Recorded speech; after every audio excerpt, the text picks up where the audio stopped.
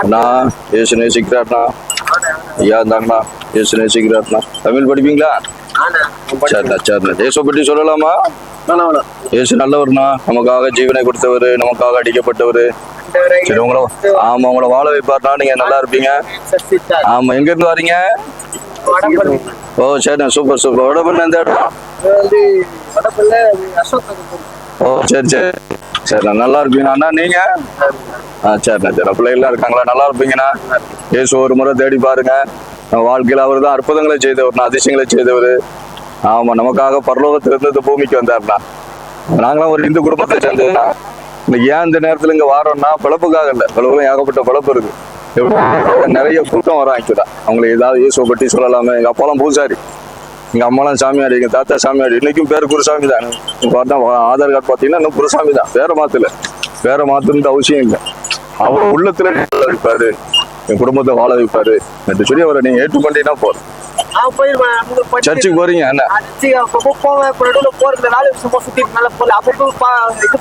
ஓ சரி சரி சரி போங்க. ரெகுலரா போங்க. கடைசி பாத்தீங்களா ஒவ்வொரு இடத்துல ஜப்பான்லாம் பாத்தீங்களா நல்ல நடக்கும். பைபிள்ல சொன்ன வார்த்தைகள் அப்படின்னா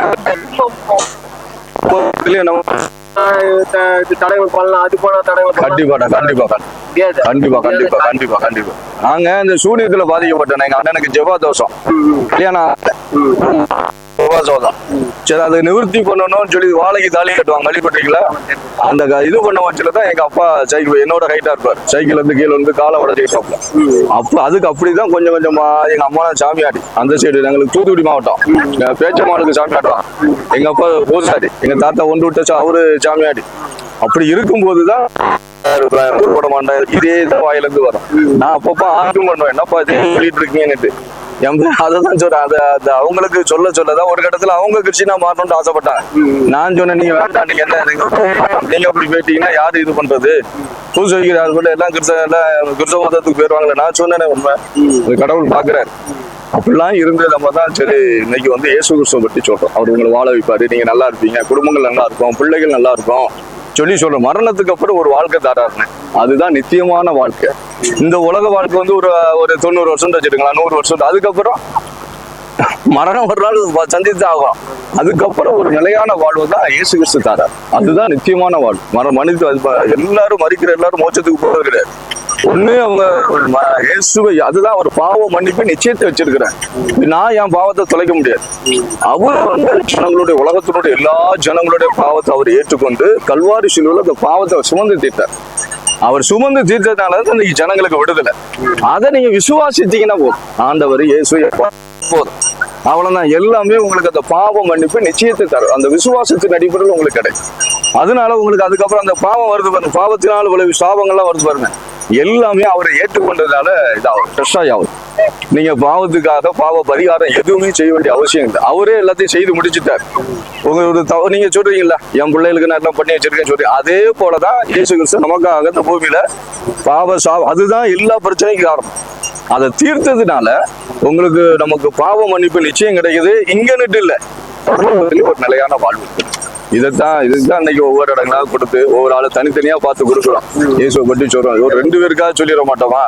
அவங்க கேட்டுற மாட்டாங்களா? ஒருவேளை ஆமா சார் எல்லாரும் கேட்டுதான் வரேன், வேண்டாங்கிறாங்க. ஒரு சிலர் இல்லை நான் தெலுங்குறாங்க. அப்படிப்பட்ட ஆளுகள் நம்ம ஒன்றும் சொல்ல முடியாது. யாரா பாருங்க, ஏதோ ஒரு இதை கடவுள் எங்க மூலமா உங்களுக்கு அனுப்புறாரு, ஒரு செய்தியை கொடுக்குறாரு, ஒரு செய்தியை இது பண்றாரு. நீங்க நல்லா இருப்பீங்க தம்பிக்கு 24 வயசுல உண்மையிலே மேரேஜ் நல்லா இருக்கும் பாருங்க. உண்மையிலே சொல்றது தம்பி நீங்க நல்லா இருப்பீங்க, எந்த சூழ்நிலையில நீங்க வந்தீங்கன்னு எனக்கு தெரியாது, நீங்க நல்லா இருப்பீங்க, கடவுள் உங்களை வாழ வைப்பாரு. நீங்க பாருங்க, அவங்க பிள்ளைகள் 1000 தலைமுறைக்கு அவருக்கு நம்ம வாக்கு உறுதி கொடுத்துருக்குற. இப்ப நம்ம பிள்ளைகளுக்கு வாக்குறுதி கொடுக்க முடியுமா? சொல்ல முடியாது. ஆனா கடவுள் கொடுத்துருக்காட்டும், உன் பிள்ளை இல்ல உன் பிள்ளைக்கு நான் என்ன நல்லா வாழ வைப்பேன்னு சொல்லி வாக்குறுதியை கொடுத்துருக்குறேன். அதனால நீங்க நல்லா இருப்பீங்களா? ஆமா இயேசுவை நோக்கி பாருங்க, சர்ச்சுக்கு போங்க. என் பையனே பழக்கம் இல்லாம காலேஜ் காலேஜுக்கு அனுப்புறேன், எனக்கு தெரியாம கட்டி பீச்சு ஒரே வார்த்தை இது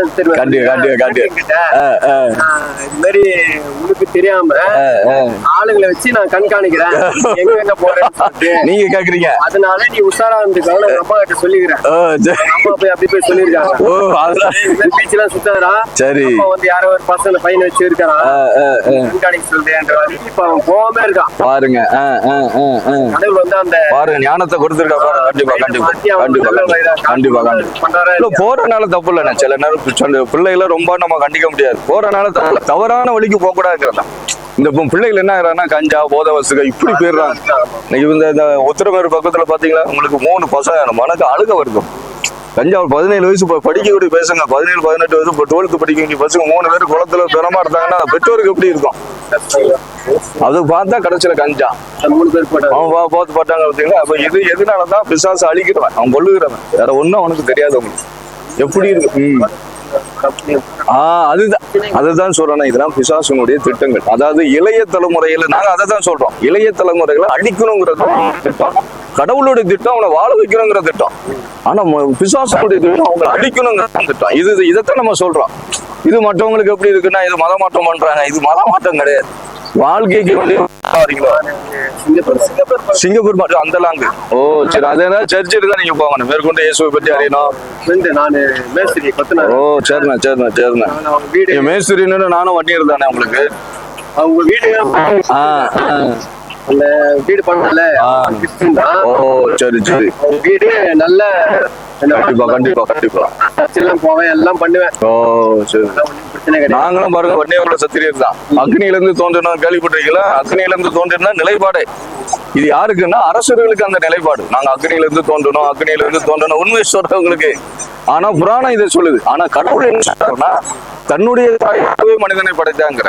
நான் அதை பார்த்ததுக்கு அப்புறம் தான் நீங்க சொன்னா நம்ப மாட்டீங்க. ஜாதி பேர்ல தான் போட்டுங்க. அவ்வளோ வெறி பிடிச்சு அழைச்சிட்டு இருந்தேன். தமிழ்நாட்டுல ஒரு ஆளுதான் நம்ம இதுதான் வரணும்னு சொல்லிட்டு அப்படிலாம் இருந்தேன் உங்களுக்கு. ஆனா இயேசு மாத்தி இன்னைக்கு ஒவ்வொரு இடமா இயேசுவை பற்றி அறிவிக்கும்படி வச்சிருக்காருங்க. அதனால நீங்க இயேசுவை தேடுங்க. நம்ம ஆத்மா அழிவு இல்லாதுன்னு. இந்த ஆத்மாவுக்கு வந்து இது கிடையாது. உதாச்சுன்னா அந்த ஆவி புரிஞ்சு போகும். அது கடவுள்கிட்ட போகணுங்கிறதா. ஒவ்வொரு மதத்துக்கும் ஒரு மோட்சம் நரகம்னு கிடையாதுன்னு. ஆமா, ஒரு மோட்சம் ஒரு நரகம் தான் மனிதர்கள் எல்லாருக்குமே. அதனாலதான் இயேசுவை உலக ரட்சகர்னு சொல்லி சொல்றான். சரிங்களா? நீங்க நல்லா இருப்பீங்க, பிள்ளைகள் நல்லா இருப்பாங்கன்னா எதிர்காலம் நல்லா இருக்கும். தம்பி நீங்க ஒரு நல்ல ஒரு திருமணம் நடக்குமா அவரை நோக்கி மட்டும் பாருங்க. நான் இது வந்து பெருமைக்கு இது பண்ணி சொல்லல. நீங்க அதனால நான் உங்களை வந்து இப்படி பண்ணுங்க இது பண்ணுங்கன்னு இல்ல. அவர் தான் நமக்காக ஜீவனை கொடுத்தது. வேற யாராவது ஜீவனை கொடுத்த யாராவது இருக்காங்களா சொல்லுங்க? யாரும் கிடையாது. நமக்காக ஜீவனை கொடுத்தது இந்த பூமியில யாரும் கிடையாதுங்க. இயேசு மட்டும்தான் இந்த பூமியில வானத்துல இருந்து பூமிக்கு வந்தார். எல்லாருமே இந்த பூமிக்குரியவங்க. இயேசு மட்டும்தான் வானத்திலிருந்து பூமிக்கு வந்து நமக்காக மரிச்சார், நமக்காக. அதுதானே, வேற ஒண்ணு. நாசியில பொம்மை நம்பர் நாசியில வேதா தான் சொல்லுது. நாசியில் ஜீவ சுவாசத்தை ஊதினாராம். மனுஷனை பொம்மை மாதிரி படைச்சு நாசியில ஊதினாராம். அந்த மாதிரி பண்ணல படைச்சுதான் ஊதினாராம். அதனாலதான் அந்த பாவம் வந்ததுனாலதான் கடவுள் என்னன்னா அந்த மனுஷனோட புத்தி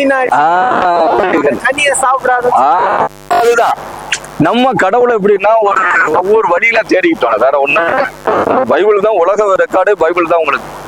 அதுல ஆமா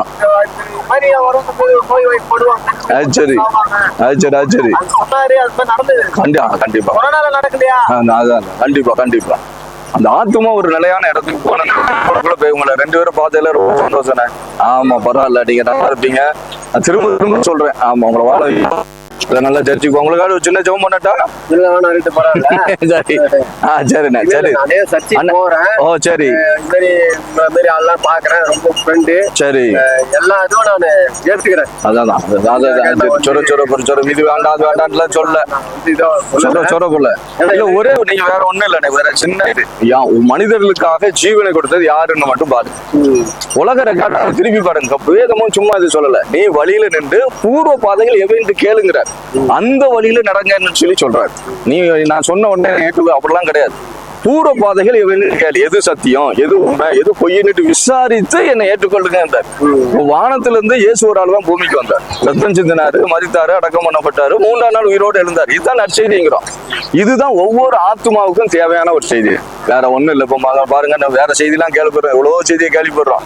மனுஷ ஆத்மாவுக்கு தேவை வந்து அந்த ஆத்மாவுக்கு தேவை வந்து ஒரு அந்த இயேசு கிறிஸ்துவ பற்றி. இயேசு இல்லைன்னா வெறுமனே நான் உலகத்துக்கு ஒளியா இருக்கிறேன், உலகத்துக்கு நான் வெளிச்சமாக இருக்கிறேன், ஒளியாக இருக்கிறேன். வேற யாரும் அப்படி சொல்லல. வேற யாரும் சொல்ல முடியாதுல்ல. அவர்தான் அவர் வார்த்தையாகவும் இருக்காரு, வெளியாகவும் இருக்காரு. என்னது அந்த இருட்டு இருக்கு பாருங்க, அது வெளிச்சமாகும். அந்த வார்த்தை உங்களுக்குள்ள வரும்போதுதான், இயேசு உங்களுக்குள்ள வரும்போது தான் வெறுமையா இருக்கு பாருங்க, அது வந்து நிரப்பப்பட்டன. அது இயேசுவால தான் தர முடியும். நீங்க பாருங்க, நமக்கு கவலை இல்லைன்னு இல்லை, போல இருக்குது, கஷ்டங்கள் இருக்குது, ஆனா அவர் நமக்கு சமாதானத்தையும் சந்தோஷத்தையும் தருகிறார். சரியா? சரிண்ணா, நல்லா இருப்பீங்க. சரிண்ணா, ரைட்டு, பாப்பாண்ணே, பாப்பா.